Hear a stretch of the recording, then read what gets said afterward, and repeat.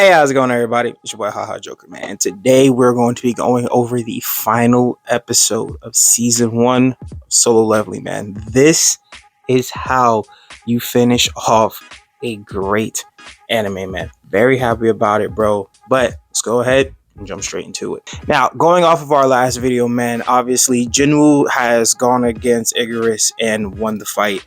But of course, dungeon's not over. So what ends up happening is that he's getting placed under a time limit while still in the dungeon. His objective is to essentially survive the dungeon. Knights that were in the beginning of the dungeon, more so, that he had pretty much a very difficult time defeating with using a dagger, so he had to go without it. These knights are obviously returning, but in huge numbers at this point. What ends up happening is that as he's fighting these knights that just keep spawning in, he realizes that some of the abilities, some of the techniques that he was able to use are now rendered useless. The ability that he got from the B-ranked assassin that he ended up fighting, that allows him to pretty much walk unnoticed, is now being rendered useless because there are mage knights, which I referenced in the other video, that there are mage knights there too, and they have the ability to locate him and pretty much stop him from using this ability. Now, the thing is that he is on a stamina reserve, so he does have a limit to what he can and cannot do and things of that nature. Obviously, going against these knights, having such a difficult time, having to use hand-to-hand combat, again, his dagger is no use to him in these fights. He ends up running low and he ends up starting to become fatigued. Now, one thing I did not reference in the previous videos that I'm going to reference now is that at the beginning of the series that he was in the double dungeon, I believe it was, he actually ended up, after realizing that he got the system and everything like that, the daily objectives that he has to do, the push-ups, the running, things of that nature, if he does not do these daily objectives, he ends up getting put into a penalty zone. Now, within this penalty zone, it pretty much teleports him to like this, I guess, kind of wasteland, desert type thing. But within this wasteland, there are like these huge ass like centipedes, I guess, and these things are very strong. Now, at the beginning of the series, obviously Jinwoo is still weak. He's not as nearly as strong as he is now, so he ends up running away from them. Obviously, like I said, this is the beginning of the season. He ends up running away from them, and there is a time limit for how long he stays within the penalty zone. He obviously runs long enough, and then he gets teleported back to the hospital where he originally was at. Now, this plays a role into what happens in this final episode, because as he's fighting these knights, he's starting to get worried, he's starting to get beat down, and he did not do his daily objective for that day. And obviously he ends up getting teleported out of the dungeon, luckily for him, and he ends up into the penalty zone where he gets his stamina back and everything like that. But obviously the centipedes are there too, and we can see that the centipedes' names are orange now instead of red. So these centipedes are not going to be much of a problem for him anymore, and there is no more running for him. He goes straight in and he attacks them, no problem, and defeats them. Now, once again, while into this penalty zone, there is a time limit. Even though he defeated all of the centipedes that were there, he still is just, going through his inventory, things of that nature, and he ends up buying a new dagger. Now, this dagger is able to do damage on knight enemies. So this now is huge for him. Another thing that he was able to unlock along with the dagger is this new ability that he got from defeating Icarus. Now, the ability that he has was kind of subtle throughout the fight, but he obviously has a flashback to what the ability is. So when Icarus put the sword down and went to hand-to-hand combat against Jinwoo, he obviously, after Icarus was tearing his ass up, Icarus was able to use this ability, I guess, his sword was somewhere behind him, and he was able to like draw his sword back to him.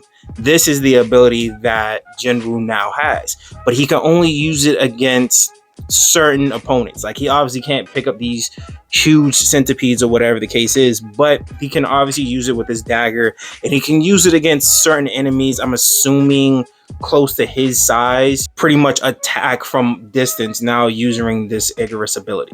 So now, because of him buying this new dagger, he does not no longer have to do hand-to-hand combat when he goes back into the dungeon. And he is murking these knights. Like, no problem giving him the business, bro.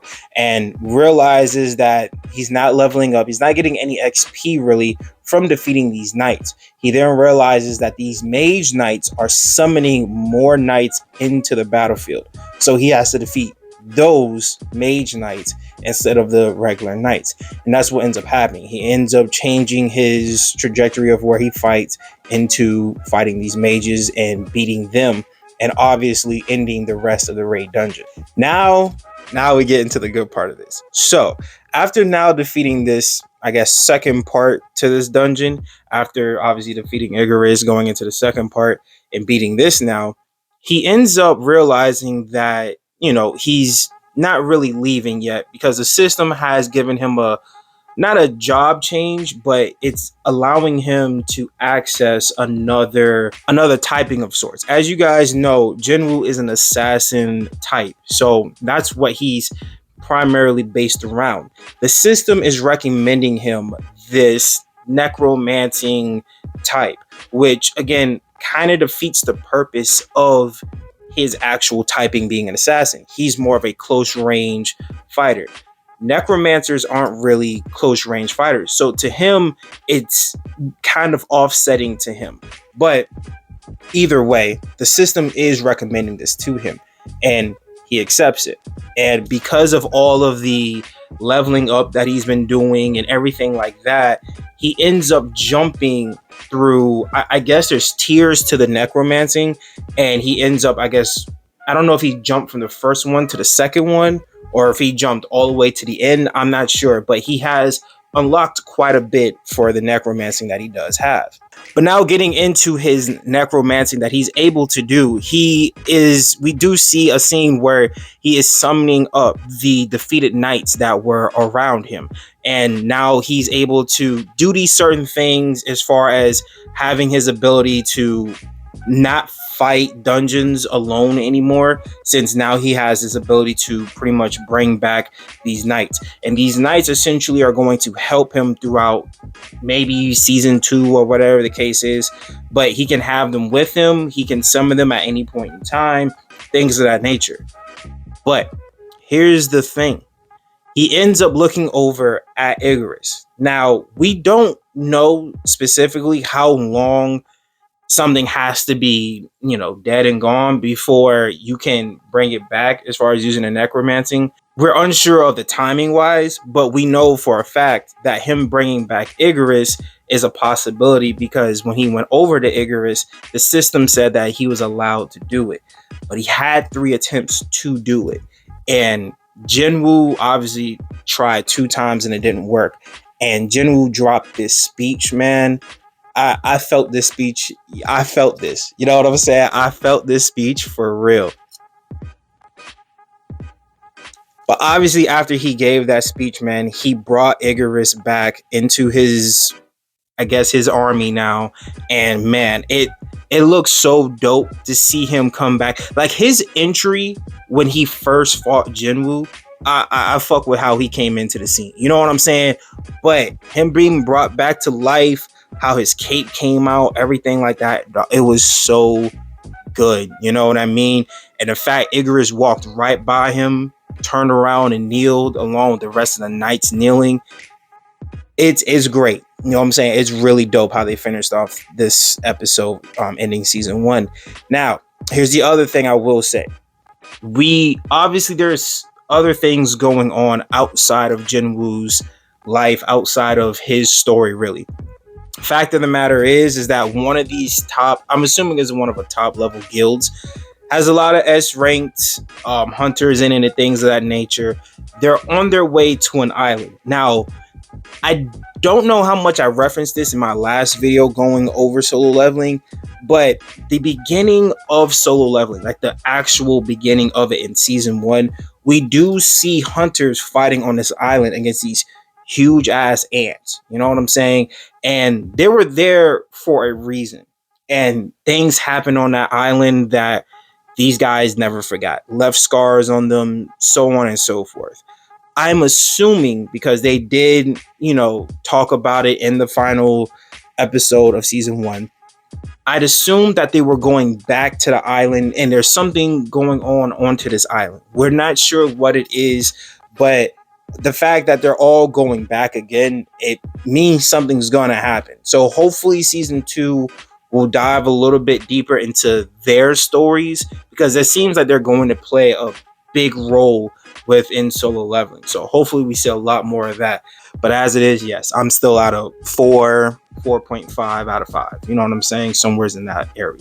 But you guys can let me know in your comment section below. How do you guys feel about the final episode of Solo Leveling? And you guys let me know your thoughts and opinions on season 1 as a whole on Solo Leveling. Where would you guys rank Solo Leveling? And would you recommend Solo Leveling to someone else? All right. But either way, thank you guys for watching. And if there's any other animes or any other videos, we're gonna be doing a lot of different things on this channel. So as it is, I'm just kind of freeballing this, man. Whatever I want to review or whatever the case is, I'm trying my best to stay away from One Piece. You feel me? Because Jesus Christ, don't get me wrong, I'm caught up to One Piece. One Piece is, oh my god, I want to do a review on One Piece, but that's gonna have to wait till another time. You know what I'm saying? But as it is, I'm just reviewing animes that I like. But if you guys recommend me any animes, maybe I can do a reaction to some videos or whatever the case is. We're just doing a lot of different things on this channel. So you guys can let me know in the comment section below, what would you guys want me to react to? Like I said, videos, animes, whatever the case may be, let me know in the comment section below. But as it is, I might do my next review. If I don't get anything in the comments, I might do Hunter x Hunter. I might do something along those lines. Maybe we'll see. I'll see what I'm feeling at the time. But either way, man, like I said, I hope you guys enjoyed this video, and I'll catch you guys in the next one. All right, peace.